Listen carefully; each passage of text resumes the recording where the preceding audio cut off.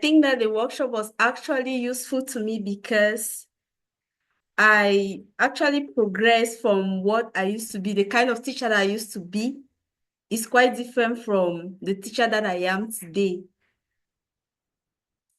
I learned a lot of things during that seminar. One of the things that even caught my attention really was the co-teaching exercise, the lesson on co-teaching. And since then, I've been putting it to practice with the trainees that I have. I did it the other day in the individual class. It was quite interesting. And the children were even very I mean, it was like to them, it was something new. It was really great because the lesson went very smoothly. Where the other colleague ended, I came in. Then after a while, the colleague took back. So it was really interesting. That's one of the things that that really caught my attention. I've been putting to practice.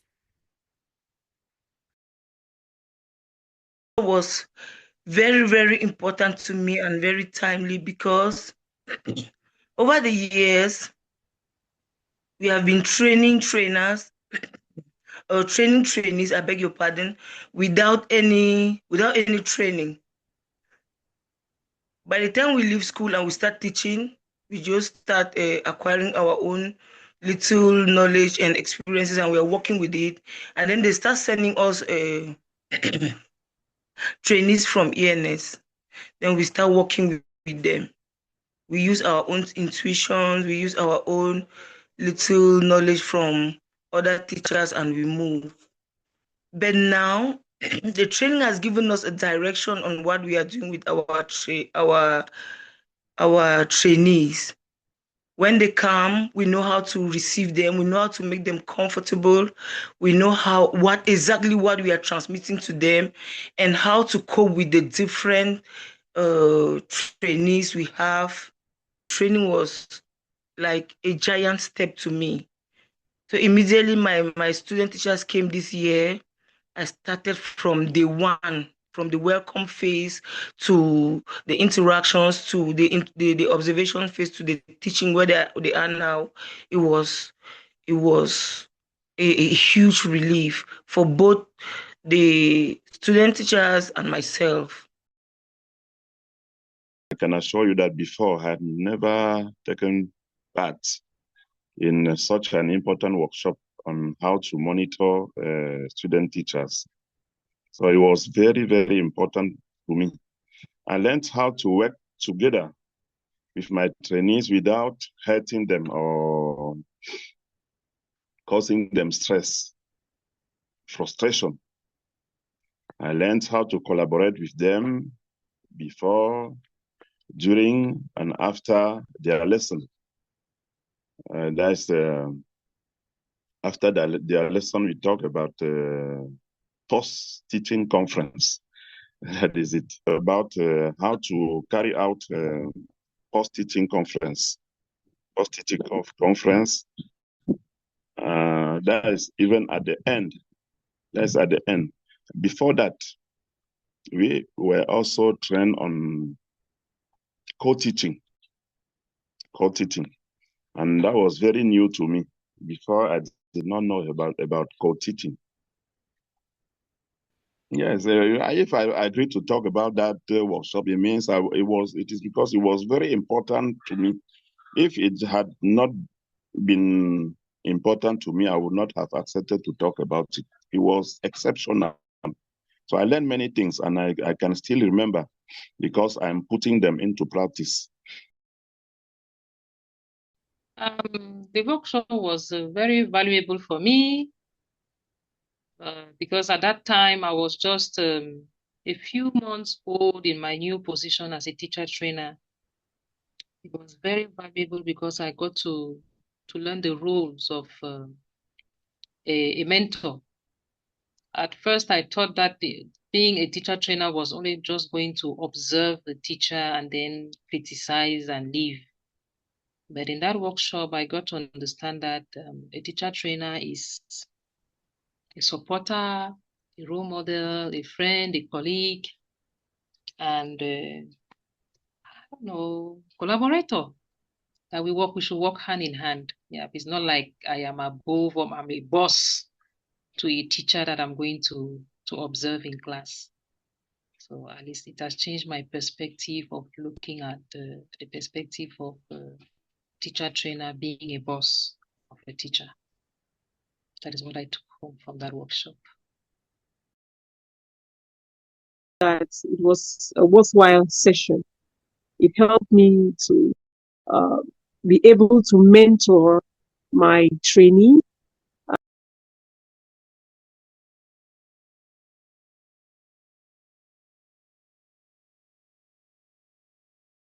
Like I said a while ago, it really ensured should I say I'm matured, really. I am a more mature teacher than before. Like, I remember that when the same teachers used to come to us, when they're stubborn, when they're hazy, when you give them exercise and they don't do, you feel so uncomfortable with the issue. You just feel like sending them away. But now, after that, our brief seminar, I have more patience, and then I'm more tolerant. Then I also learned that I don't just give them the lesson topic to go and prepare. When we select a topic, we work together, draw out outlines, then I'll give them now to go and complete it. That way, neither they or me have much work to do. Before, we used to mark a particular lesson like 2 or 3 times before it is fit for the classroom. But now, when we sit together and we bring out an outline, when they go to teach, when they go to plan the lesson and come back the next day to come and teach, it doesn't stress you. You actually see that it makes work even easier. It makes work lighter. Then after teaching, we usually have the feedbacks. The manner in which I would ask them question or reproach them is now different. Like, I'll ask them knowing that, they're also teachers, but before, that kind of thing that you think that you are the one who knows all. Meanwhile, it's not even very true. Yes, so I give them the opportunity to tell me what they think was wrong with the lesson. Then I correct them in a motherly way. I correct them in should I say, in a gentle and calm way. Yes, making them to be self-confident, not to make them feel like they don't know anything at all. Before planning a lesson, to me, I used to think that it's just like if you have to teach active and passive voice, for example, you just tell the student teacher that this is it, go and prepare a lesson on this. I don't need to give her any, I need to try to explain or what I actually expect from her. And when he or she comes with what is not what I want, I will just be very angry. Sometimes I'll tell them that I'll go and teach a lesson myself. But now I am patient enough to correct the lesson and tell them that actually this is how we are supposed to go about it. This is how you are supposed to go about it. My language has changed. I think I don't want to use the word humble, but I am more humble now. I'm down to earth. Well, yes, when I observe a teacher, there are some strategies that I use. I don't just go into like, at first I just thought that when I get into to observe how to get and observe the negative points and then come out and tell you that you didn't do this well, you didn't do this well. But I've got to learn that I have to appreciate also. Yeah, it is even better to give more of the positive points than the negative points so as not to discourage the teacher. So I really try to watch my words. My aim was to get into class, and then I was struggling to look for mistakes that I will comment after. Yes. So the first thing I got to do, or what I generally do now, is communicate. I have to communicate. I used to make it a one-sided thing. Yes, but now I've learned that I have to give the teacher the opportunity to also express him or herself in the post inspection discussion. I generally start with the question or with a statement, finding out what are their impressions about their lesson, for example, and if there is anything they would like to change, if they had to teach that lesson all over again. That gives us room for a discussion, and then we take off from there. Initially, after my appointment, I used to just like after the lesson, I'll be the one to talk, and then I leave. But I think it's a two-sided thing. Yep, I can also learn from the teacher, and the teacher learns from me, and that is what I'm practicing now.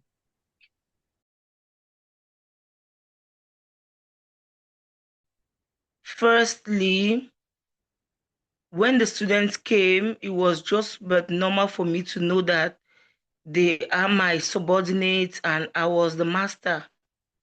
But now that master-servant relationship is broken down. That has been dropped, and we are actually team members. When they come, from the time I receive them to the time that as they are observing the lessons, I make them to know that we are all in the learning process. They are learning and I'm also learning. It's a 50-50 traffic. It's an exchange traffic way where nobody is the master and nobody is the servant.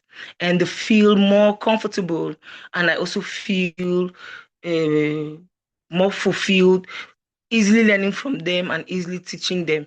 Because at times they come to the field with practices that we don't have. They come with more recent current trends in the teaching field that those of us in the field are not very current with.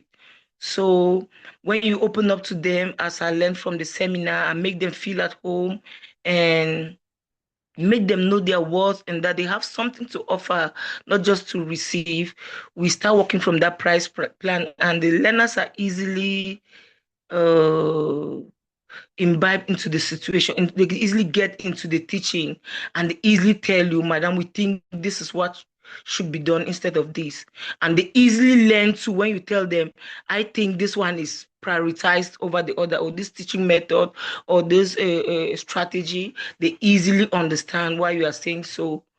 And you too easily understand where they are coming from when they think a lot of theory should be brought to the class than practice. After the observation phase, when the students are already teaching, or the teachers, the student teachers, the interaction after the class is not always like that violent relationship we used to have, like your lesson was not good, you were on teaching the learners and stuff like that. Now we heard the message and we are conveying to them. When you prepare a lesson, you go to class and the lesson doesn't go through as you intended, you do a remediation. That's just it. It's not any war. We used to fight back with them, like, why did you teach this way? Oh, drop the chalk and leave the front of the class. You are just on teaching the learners. But no, now when they're doing something and it's not very appropriate, we guide them after the lesson to go back and correct. It's no longer that, there's no longer any force or tension between the trainers and the trainees, which is a lesson I learned from that seminar, and it has been helping me all through this year. Talking about post-teaching conference, yes, the workshop helped me change many things compared to what I used to do before. So I had to abandon the superiority complex. Means in the past I used to behave, as you have just said, like a supervisor, behave like a, I want to say, a father. But nowadays things have changed. Because I learned during the workshop that we don't need to talk to our trainees in a harsh manner. Means so your lesson was bad. No, you are poor. It was very poor. You are not good at all. You cannot. How can't you teach a simple lesson like that? No. We were taught during if I can use the verb to teach, I mean, we learned during the workshop that we should abandon all those practices and consider our trainees like our colleagues, like our friends, and then proceed by asking questions. It means ask them, for example, to evaluate their own lesson at the beginning. How do you appreciate your own lesson? To evaluate themselves, to discover what they would have done. They would have done during their lesson to make the lesson more interesting. Yes, that is how I do now.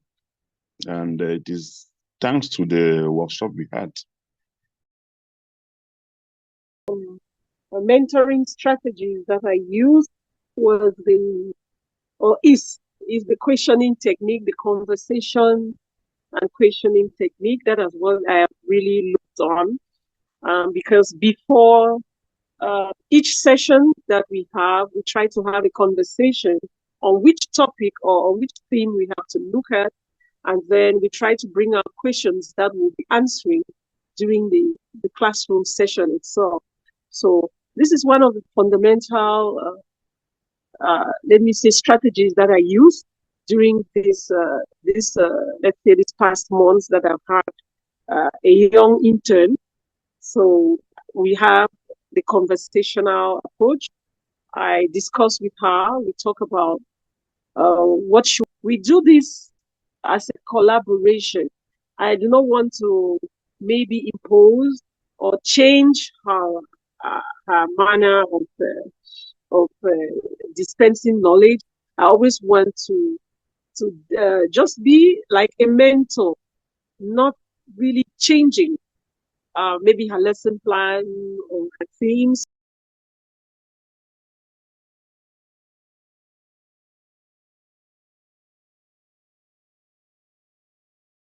My trainees of this year came. The first thing that came into my mind was co-teaching, that co-teaching practice. So it came to my mind that gradually to independence, let me call it like this, because we also talk about independent teacher, to make them move gradually to independence, we should start after the observation is, we should start with co-teaching. It means I assist them during their first experience. It means the first time they start teaching, I should assist them to make them move gradually to independence. So when they came, we did what I have just mentioned previously. It means I involved them in the process of preparing lessons, and when time to teach came, we applied what we call what do we call that one? Alternative teaching. It means I gave them. I had to stop somewhere. One of the trainees takes over, stop somewhere, another one takes, stop somewhere until the end. That's how we did it. I think we called that during our training, our workshop, we called that alternative teaching. Wonderful. It was wonderful, and it assured it brought confidence into the trainees. It gave them confidence, since they had to present from the beginning just part of the lesson, and move gradually to be able to present the whole lesson. It brought confidence to them. Say it's quite interesting because I have done it. If I had not done it, maybe like we said, theory sometimes is different from practicals. You may hear it and it looks far-fetched, but I actually did it with them. We prepared the lesson on, it was a literature class in Terminal Bilang. So right now we are treating Visiting America, a drama text. So the student teacher, I gave her my text and she prepared the lesson quite all right. She did the reading and the analysis part of it. Then I came in to add some other information. Then when the students ask questions, she will answer, and I'll also add my own answers. And the children they were like thrilled. It was like they had 10 teachers in class at the same time. They felt very comfortable with it and they were asking more questions. So to me, if I were to give benefits of co-teaching, I think that the first thing is that it makes your class lively. Then another thing is that it actually arouses the interest of the learners, because if it was just one teacher teaching and reading and explaining the lines of literature, sometimes I noticed that they used to sleep a lot, but that particular day everybody was like awake and they were really listening attentively and asking more questions that I was like, is this the same class I've been coming to? They were asking questions and they even preferred the other colleague to answer. If she answers and she's limited, I'll come in with my own view and complete it. So it was like they had more knowledge from two different teachers. So I think that maybe it's because they were hearing different voices that was really, stimulating them and making them really catch interest in the lesson. There is this, oh no, I've forgotten. There is something that we talked about. I've forgotten the technical name. We have 3 teachers in a classroom. I used to think that would be confusing. It would be uh, uh, maybe distracting the learners. But I realized that I was able to do it. 3 different teachers in one lesson. It was wonderful. And I want to say that it is due to this training that I had that I discovered that 3 people could intervene. I could manage 2, but we were 3 of us on that lesson and it worked well.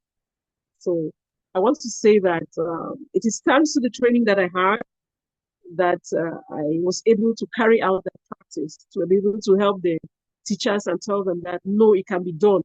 And we tried it and it worked. So that's one of the things that I say I do differently, especially with my mentoring approaches. That's one. And then we co-present. Sometimes what I usually do is that she starts the lesson. She introduces the topic. And I want to say that since she's new, the children are always excited to have her. It's a very energy-filled classroom. Students are very energetic. They want to find out, they want to know. So it's really, it takes a lot of discipline to even handle the 60 plus learners in a tight room, since we want to reuse the digital services that are offered. So we have to really, I have to be there to quieten, to give order, to help her make a point, and then come in now to reinforce, and then the other teacher may go around now to check the work of the students, especially where we have group work, because group work is rather rowdy. So the teachers need to work in collaboration all the time. The pre-planning, we do it together. The delivery itself of the lesson, we do it together. If I'm teaching with her, we really practice the co-teaching, and then we have our feedback later after the lesson, after the learners have gone.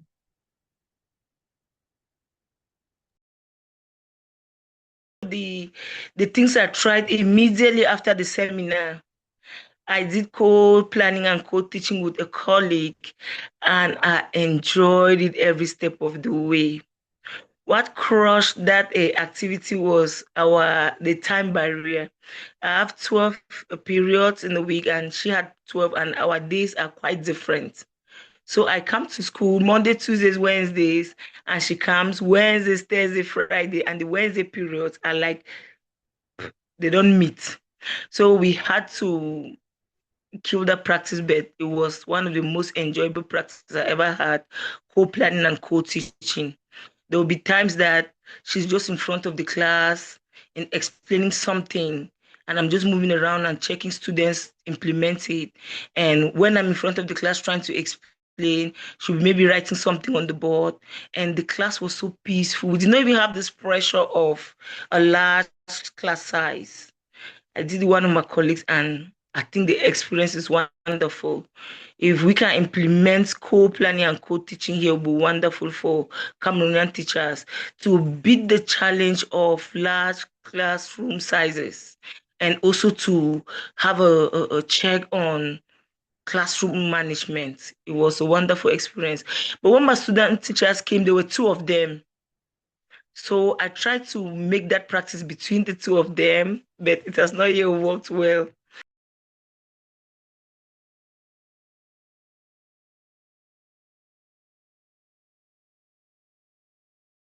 Okay, let me start first of all with collaboration. In the past, I think I used to be more of a supervisor. I just used to maybe give the program of work, the scheme of work as we call it here. I give it out to the trainee, and I tell her, okay, you look out for this. This is what we are going to be doing.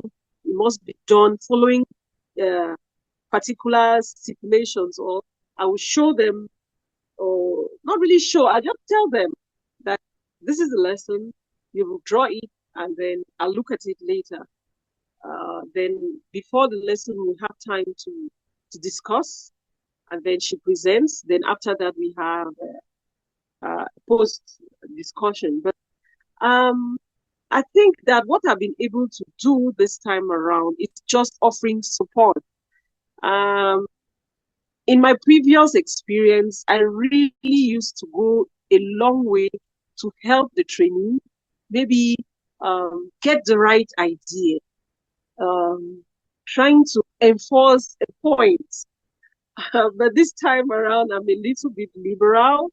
I try to direct, I offer support, and even to other colleagues. It's not like a Bible, a straight out, laid out principle, cut out principle that you must follow. All right, in teaching this, you must follow these steps, you must follow this step, you must follow this step, you must follow this step. Everybody has their style. So I realized that I've become more accommodative with the different approaches that people may have, because sometimes too, even the teachers have different methods of dispensing knowledge. So you may not want to bring in your own idea to uh, uh, uh, draw down or run down what the other person knows. So I want to say that I have moved from a supervisor to a mentor to someone offering support to the trainee, not necessarily going around and dishing out instructions and telling the person how they should run their lesson. I just offer support, and then I tell them how they can go about what they need to know. Challenges, I don't know whether we should call there's something we should call a challenge, because when you are not aware that you are doing wrong, when you are not aware that there's a problem, you will not know. You will not know that there is a problem. When you are not aware, in fact, in your head there's no problem. If not, I will say in the past, I used to be flat. To be flat means I call my trainees. I say, this is the title of the lesson you have to prepare. Go and prepare. When the person goes prepare, whether she or he uses what, I will not. I don't care. My problem is to see the lesson prepared. Then I bring amendments. And at the end, the person will teach the lesson. At the end, after the teaching, we go to post-teaching conference. It used to be flat like that. But after the workshop, there are new methods I am applying. Because I've already started applying, like co-teaching, like how to hold post teaching conferences, how to talk to my trainees, how to bring them to autonomy, how to help them become autonomous teachers. how to evaluate them. How to evaluate them. Not Great. only evaluate them on the lesson they are teaching. Yes, that is, I learned many things. In fact, that because before the workshop, I did not know there was a problem. It is after the workshop that I knew that this thing I was doing was very wrong, and I had to correct it. I'm no longer considering them as tabula rasa and empty containers that I have to fill.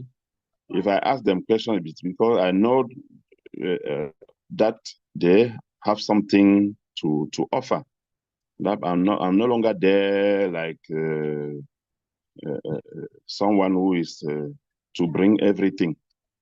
It means I have added more to the consideration I have towards them. Me to know that mentorship is not a master-servant relationship for the trainee and the trainer. Mentorship is like a co-teaching platform. When people come, you see them as people who have something to offer, and you also have something to offer. It's a 50-50 price plan, and we have to collaborate and bring out the best of the team members. So that collaboration has been working for me, and even when my students come, no matter their ages, some of them are really pretty young right now, but I make them understand that we are the same people. But back in the days, it was like asserting myself. I'm the boss, when I speak, nobody should oppose and stuff like that. But right now, it's different. It's like, okay, please just listen. When I'm saying something that you think the practice is not quite right or you didn't understand, just ask me, let me explain, or bring up your own point of view and let's talk about it. And at the end of the day, we come to a compromise and everybody goes home satisfied. And each day we are building on ourselves and making better practices for our learners, which is helping the teacher, the trainer, and both ways, and even the students in class.